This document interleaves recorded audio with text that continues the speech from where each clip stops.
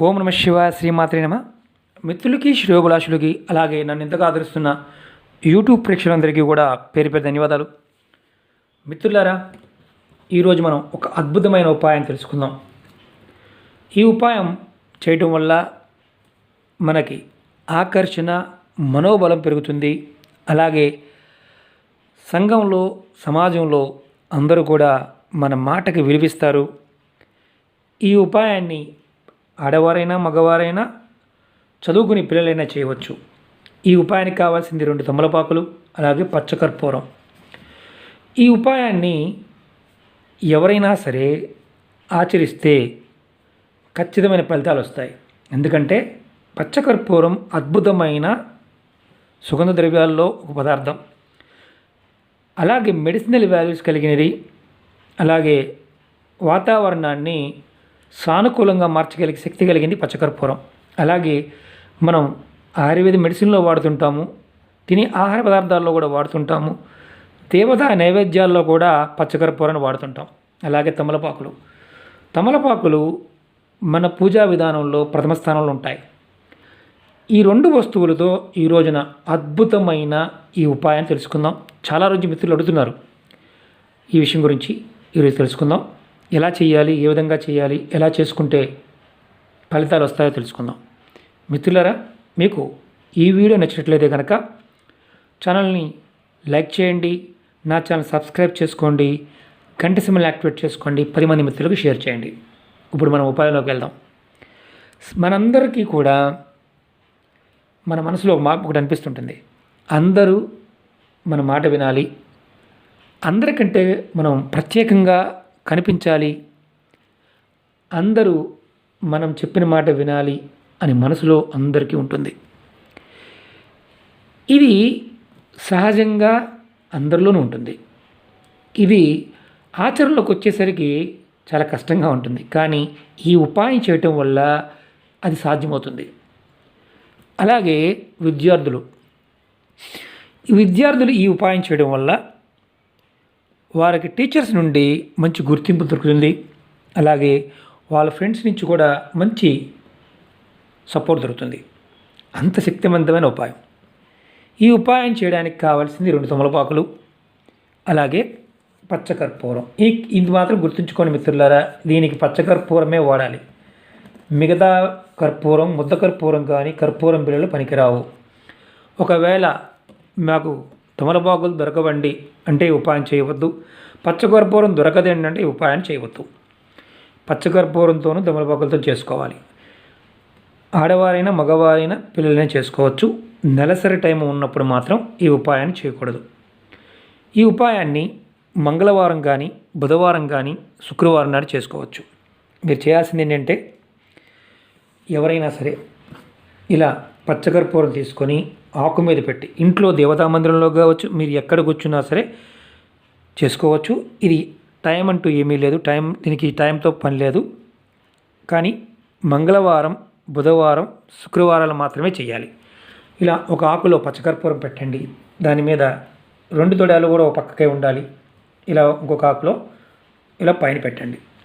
పెట్టి మీ మనసులో సంకల్పం చెప్పుకోండి. ఏమనంటే, నాకు సమాజంలో ఆకర్షణ కలగాలి, మనోబలం పెరగాలి, అలాగే మనం అందరిలోనూ ప్రత్యేకంగా కనిపించాలి, మన మాట చెల్లుబాటు కావాలి, అలాగే విద్యార్థులైతే మా గురువులు కానీ, స్నేహితులు కానీ మాకు సహాయ సహకారాలు అందించాలని కోరుకోవాలి. ఇది ఎవరైనా చేయవచ్చు, రాజకీయ నాయకులని, అలాగే ఉద్యోగస్తులు కూడా ఈ ఉపాయం చేయవచ్చు. ఎందుకంటే సబార్డినేట్స్ సహాయం చేయడానికి, పైన అధికారులు కూడా వారికి అనుకూలంగా ఉండడానికి ఈ ఉపాయాన్ని చేయవచ్చు.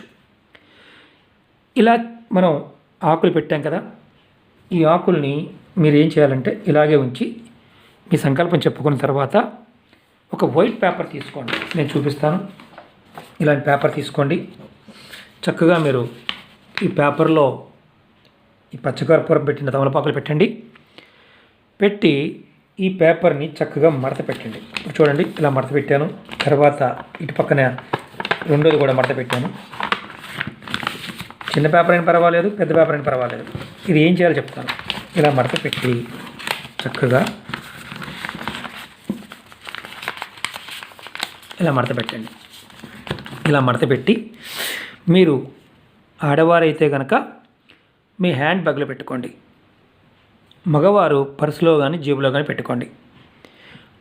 స్కూల్ పిల్లలు ఎవరైనా సరే, అంటే కాలేజీ పిల్లలైనా సరే వారి బ్యాగులో పెట్టుకోవచ్చు, బుక్స్ బ్యాగులో పెట్టుకోవచ్చు. ఇలా పెట్టుకొని మీరు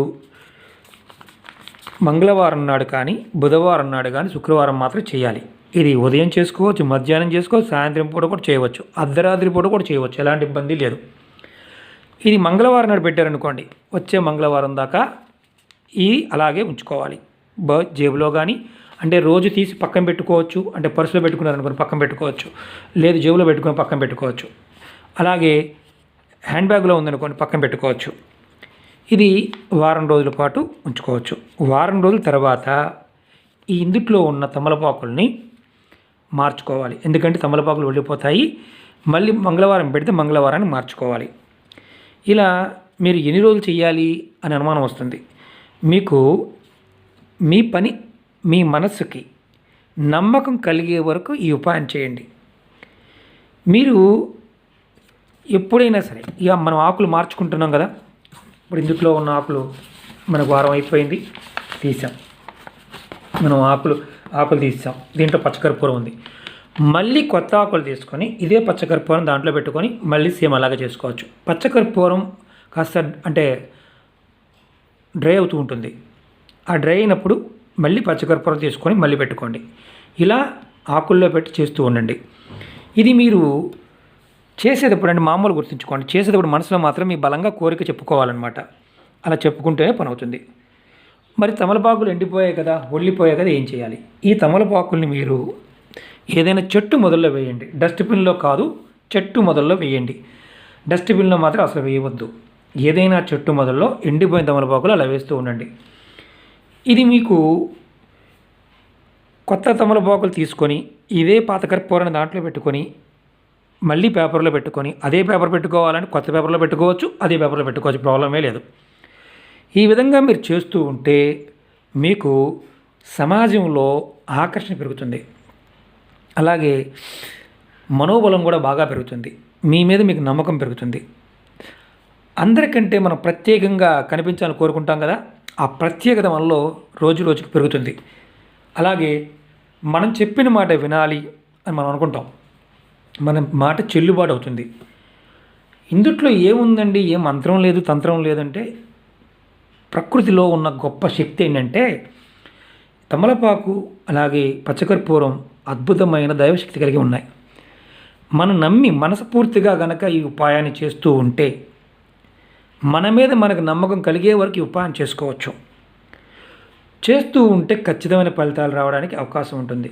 ఇప్పుడు మన ధర్మంలో, సనాతన ధర్మంలో మన ఋషులు చెప్పిన అద్భుతమైన సుగంధ ద్రవ్యాలు, వాటి విలువలు, అలాగే నేచర్లో ఉండే శక్తులు, ఆ టైం ఏ టైంలో ఎలా చేస్తే పని అవుతుంది, మంత్రానికి ఉన్న శక్తి చూడండి. ఇవాళ మన జీవన విధానం చేతులు కడుక్కోవడం, నమస్కారం చేసుకోవడం. కరోనా వైరస్ వచ్చిన తర్వాత అందరూ కూడా మార్పు వచ్చిందా? చేతులు కడుక్కోవడం మొదలుపెట్టారా? నమస్కారం పెడుతున్నారా? కారణం ఏంటంటే మన పూర్వీకులు ఎవరైతే ఉన్నారో వారు మన ధర్మంలో ఇవన్నీ మన జీవన విధానంలో భాగం చేశారు, ఆయుర్వేదాన్ని జీవన విధానంలో భాగం చేశారు. వారు ఇలాంటివి చాలా ఉపాయాలు చెప్పారు.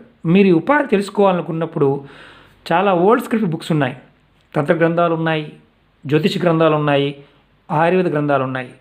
ఇవి చదవడానికి ప్రయత్నం చేయండి. ఖచ్చితమైన ఫలితాలు, ఖచ్చితమైన ఆలోచన విధానాలు మనకి దాంట్లో చదవడం జరిగింది. ఒకటేంటంటే అపనమ్మకంతో ఎవరు ఇలాంటివి చేయవద్దు, నమ్మకంతో చేయండి, మంచి ఫలితాలు రావడానికి అవకాశం ఉంటుంది. రెండోది, చాలామంది మిత్రులు రెగ్యులర్గా అడుగుతూ ఉంటారు, ఆ సమస్య ఉందండి, ఈ సమస్య ఉందండి, ఏదైనా చెప్పండి అని. మిత్రులారా, నా వీడియోస్లోకి వెళ్ళండి.